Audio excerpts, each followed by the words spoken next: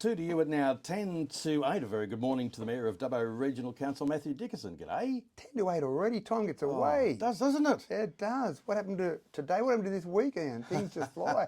I was only a few days ago around at the Stampede, running around there with 1,500 people and a great atmosphere there. People travelling from all over the state. Actually, I met some people from out of state that had travelled to Dubbo just for the Stampede. So that's a really great event. And I'd love to see the numbers back up somewhere to where they used to be.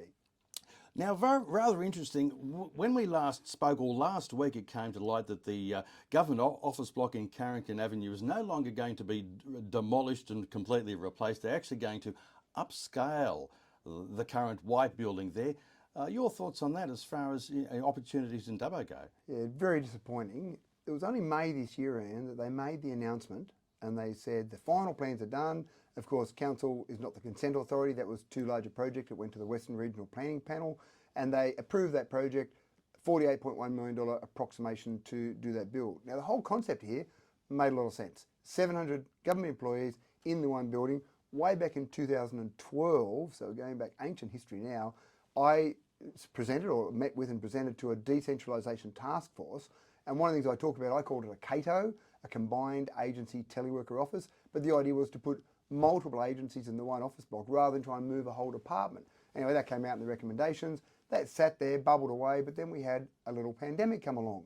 When that came along, people realised that they could work from home for a government department, and that home could be half an hour commute from where their office was in Sydney or 5 hours away. It didn't really matter. You were sitting in front of a computer.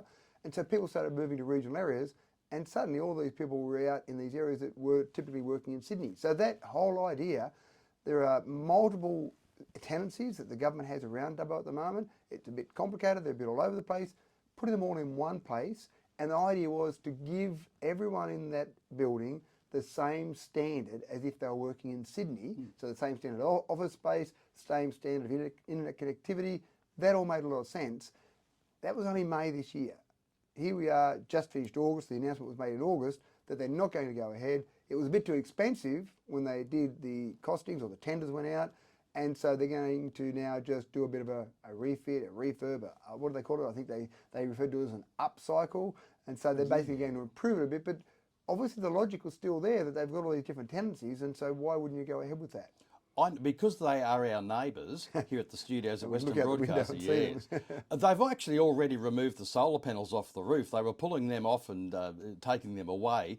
The other thing too is... That's right, and that was in preparation for what they're about to do. Knock it down. Yeah, right. Because the new one had those 2 levels of underground car park, so they can't excavate under this thing. It'll fall into the hole. So that was one of the reasons for knocking it down, because of the increased workers. I think originally they said it was going to be about 700 in the new building. Correct. There were requirements for off-street parking, which is why that evolved. Now they've cut back, I think it's about 440, I think the media release said, about this upcycle of the existing building. They're not going to dig the hole, obviously. But we also had all the plans because we've got lots of things on our roof to do with broadcast. Won't interfere with the satellite, but we've got a few microwave links, and the other building was going to be higher. So, as part of that approval process, we had to have our say. And looking at all this documentation, the concept drawings, it was rather expensive. Now it's all in the bin. Yeah, that's right. And obviously they spent a lot of money getting to that point in time. Yeah. But what's confusing and maybe a little bit concerning for me is that it all made sense 3 months ago, and now suddenly it doesn't make sense. 440 compared to 700, big difference there. And you've got associated families and people with all of those employees. But are they now saying that the investment in regional New South Wales isn't as strong? Now, we've also talked to several members of the government about this from a regional cities New South Wales perspective, where we've got 15 cities and several of the cities had already had discussions around workplace hubs.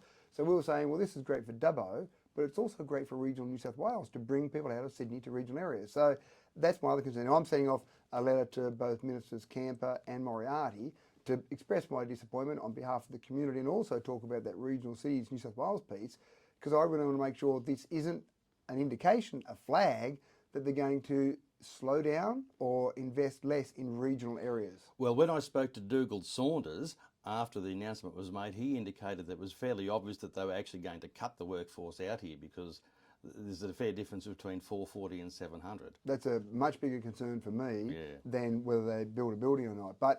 And the problem is, of course, we're council. I represent council. I can't tell the state government what to do. I want them to build that workplace hub. I want them to fill it up. but I can't get the minister on the phone and say, look, you said you're going to knock it down, change your decision, will you? And he's going to say, Matthew, we're the state government, we'll do what we will do. Well, as the Mayor of Dubbo and part of Council, you advocate for Dubbo. In fact, I think you're card-carrying member number 1 of the I Love Dubbo committee. That's exactly it. So, yes, we get that. Also, too, Council resolved as the referendum lead up to educate us about how that's all going to work. Now, you've got a copy there of the ballot paper for the voice referendum, obviously the 14th of October when we do that. But the sample ballot paper. Sample. I was intrigued last week. I learned something from you last week, which was always fantastic. You're always learning things from people. Are you saying that's unusual? And I just assume it's been a long time since we've had a referendum. It was last century we had a referendum, was the last time we had one. 1999. Well, that's last century, isn't it? It was. Yes, sure. Dances with words again. But I don't remember exactly what the referendum ballot paper looked like back in 1999, but it would have looked the same as this one that I've got here in my hand, the sample ballot paper. And so your concept about write the word yes or write the word no in English to make it a formal vote. Now, some people have thought and assumed that there'd be a word there written yes and you tick a box, or you tick a box for yes or no. No. But you've got to write the word yes, you've got to write the word no. There's been a fair bit of debate around ticks and crosses and all sorts of things, and I suppose part of the messaging that we said we'll do from a council perspective is, yes, we're going to hold a forum, we're going to have some debate around yes versus no.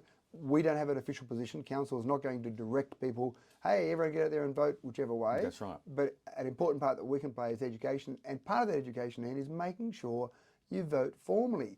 People have died from this nation to protect the wonderful democracy we have, and you don't want to see people waste that opportunity to exercise their democratic rights. Now, writing yes, writing no was something that I wasn't aware of until you told me about it last week, and then I did some more research. And so that's what we'll have. We'll have a ballot sheet like I've got in my hand. It'll have a big box written there. It'll have the question and then the word yes, the word no. So that's a pretty important part of that whole process. It's not like a normal election where you put numbers in boxes, or you put a cross in a box to to say you agree. This one has got a box in it, and it's asking for a specific response, whether that be yes or no. And it's interesting with our multicultural community. Even take Dubbo, for example, 18.5% of our population were born overseas.